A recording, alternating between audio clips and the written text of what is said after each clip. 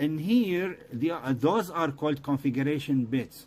How do you obtain them? If you go to this is called the horizontal menu. If you go to the production, I believe it's production, yeah, production drop down menu, and then yeah, here you go, set configuration bits. Click on it.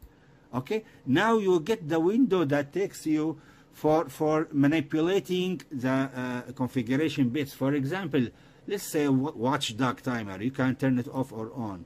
So now it is off, but you can select to put it on. For my application, I want to turn it off.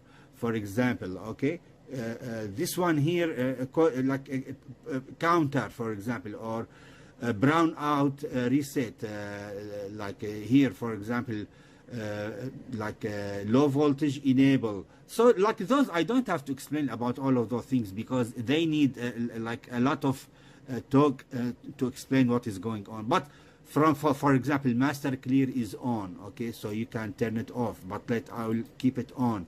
So after you select the right configurations for those what's called configuration bits, you click on generate source code to output, click on it, and now bingo. Now those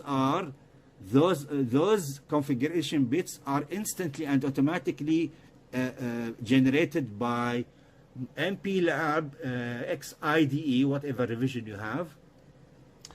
Those codes that this IDE, integrated development environment, were generated in a way to manifest or reflect the configuration bit generation which you opted for, that adapt to your specific needs, wants in your program. Let's go back to, yeah, then after that, like you copy the whole thing here, you copy it, okay, select it all, copy it, just do copy, and then go to your main program and paste it here. Just click on right and select paste. But I already did that, so I'm not gonna do it again, okay, because it's already pasted here, okay.